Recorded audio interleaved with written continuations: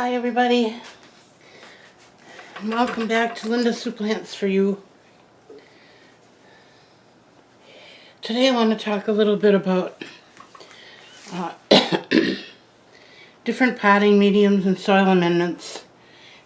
And I have a very limited supply of things. There are many more that I don't have here to be able to show you, but I wanted to touch on the few that I do have and that I do use. I want to start by saying I use a soil mixture that is called potting mix. I do not use potting soil. There are two different. You'll know when you go to pick up the bag when the potting soil is very heavy, and when it gets wet, it's almost like mud. If it says potting mix on it, it's already got some things in the soil that break it up a little bit, and that's what I prefer. You pay a little more for it, but it's well worth it to me. So I start out with my soil, and then in every case I add perlite. And this is puffed volcanic stone. I believe they said it was heated up and then broken down, and it does get dusty. It does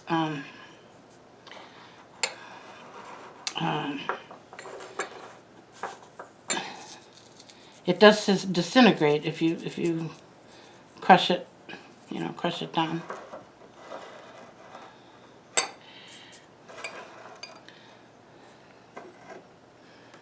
See if I can get you back in the screen here.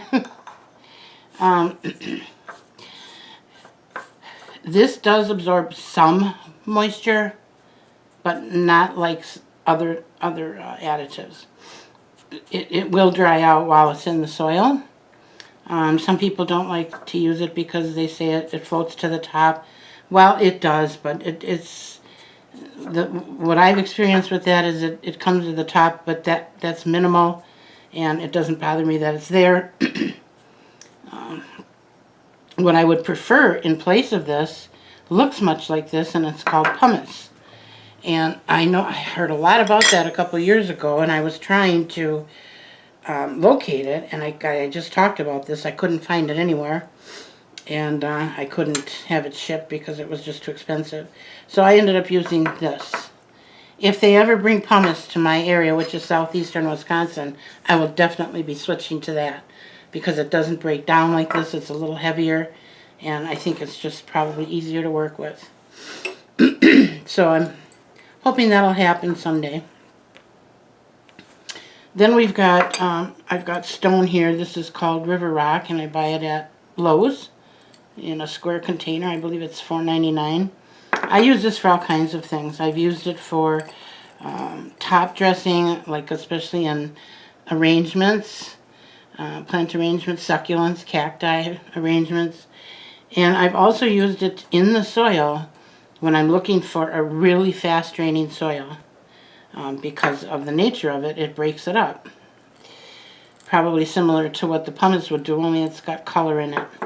But that's expensive, so I can't use that in every one of my plants, obviously. But I like this. I love the look of it. And like I said, I don't use it often, but I do use it once in a while. Then we have the charcoal. And these are great. If you have an area or a plant that needs high humidity and moist soil, evenly moist soil, don't let it dry out kind of thing, this is what I use in there because it's charcoal and it cleans the soil kind of. It'll take care of any kind of fungus growth or anything like that. And that you can also buy at Lowe's. It comes in a big bag. It's fairly cheap. I think it was Suzette that I saw putting this in with her orchid, orchid bark. So there's a lot of uses for it. You might want to just Google that and see what you can find on there, because I know there's more uses than I'm telling you right here, but that is what I use it for. And speaking of orchid bark, this is the orchid bark that I have here in this bag. And you can buy orchid bark in bigger chunks or finer chunks. They sell them in all 3 sizes. I do not have orchids. I don't raise orchids, and I honestly, I really don't have a desire to, because I don't know why. I love the flowers. They're beautiful, but I don't like that they're fussy and they don't last long, and I don't know. I just never really got into orchids. But I did start using orchid bark because that's what I saw everybody else doing. I thought, well, maybe I'm missing something here. What happened is, and I know I've said this in the past, I never heard of fungus gnats before, I'm going to say 2 years ago, somewhere around there. I didn't know what they were, I didn't know what they were from, and I didn't know how to get rid of them. But eventually I got that mastered. And one of the things I stopped doing was using orchid bark. And I may be right or wrong on this, I don't know. But I can tell you my thought on this is this. Fungus gnats feed on decaying plant matter. Damp or wet decaying plant matter. Well, orchid bark is plant matter. And when it gets wet, it stays wet. And it starts to decay after a while. So I'm looking at this one day and I'm thinking,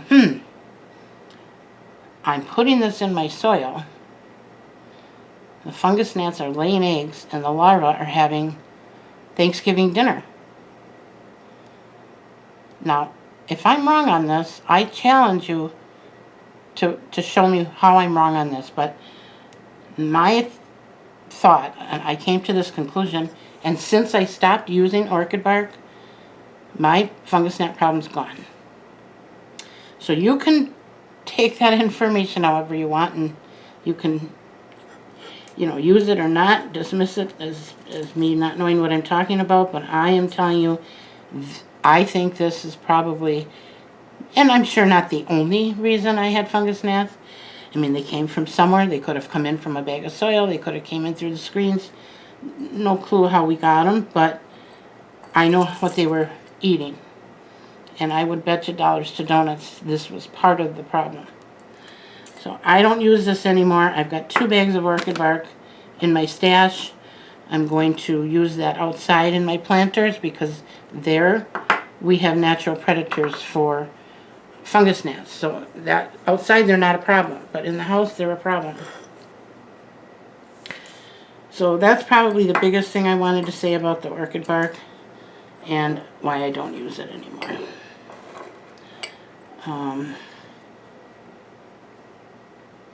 These are earthworm castings, and in case you don't know what that is, it's worm poop. Yep, it's worm poop, and it is one of the best things you can give your plants. I know a lady that owned a big plant store many years ago, and her plants were like 20 feet tall. Her store was in an old car dealer showroom. So if you've ever been in one of those, you know how high those ceilings are. I mean, they just go up to the sky. And she had beautiful plants, and I asked her one time, would you mind sharing your secret with me? And she says, not at all. I use worm castings, and that was all she used, which I thought was really wildly crazy. But that is when I first started using the worm castings. And then somehow I got out of the habit of doing that. I don't know why. Maybe I ran out, and I think I did, and I couldn't find any anywhere for a while, and I just forgot about it until someone mentioned it on YouTube. So I went and got some, and now I use it all the time again. And it is making a difference in my plants. And all I do is sprinkle a little bit on the top of the soil about once a month. And I can't tell you how much, Um, like if you're a big salt eater and you would salt your plate, that's about how much I would put on top of the soil. So it just depends on the size of the plant. Alright, and then we got 2 more here. I ran out of my little decorative bowls. This is coco coir.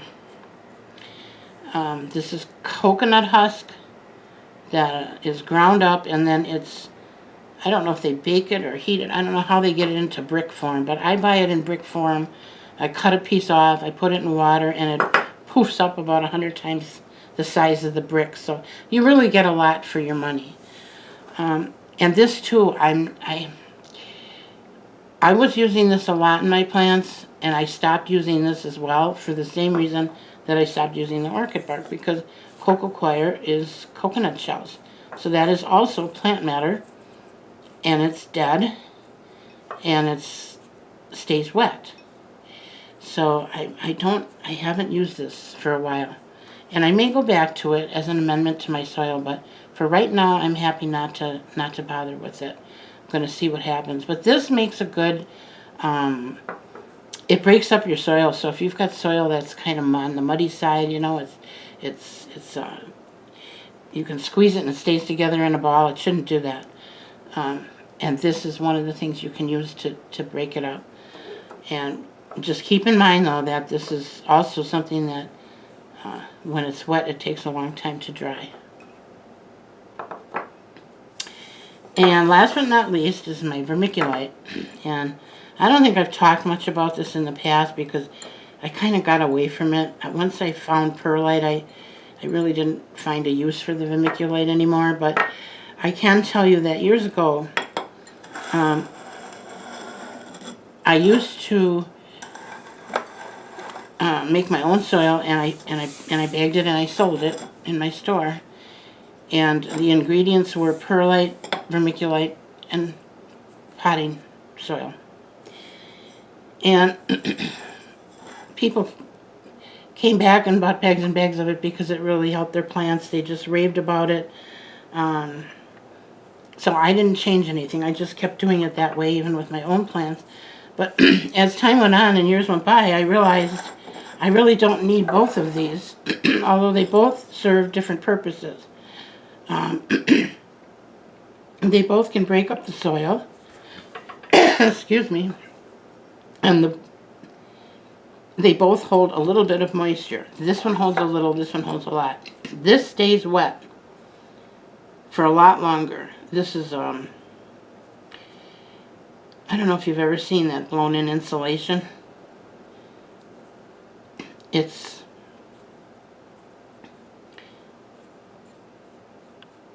one piece of it has like an accordion shape to it, you know, and if you squeeze it, it'll come apart and go back together. And this will help your soil because it will hold a little bit of moisture. It won't stay too wet. And I don't think that the fungus gnats would be eating on this. But like I said, I have used both. And what I really find this to be useful for is rooting plants.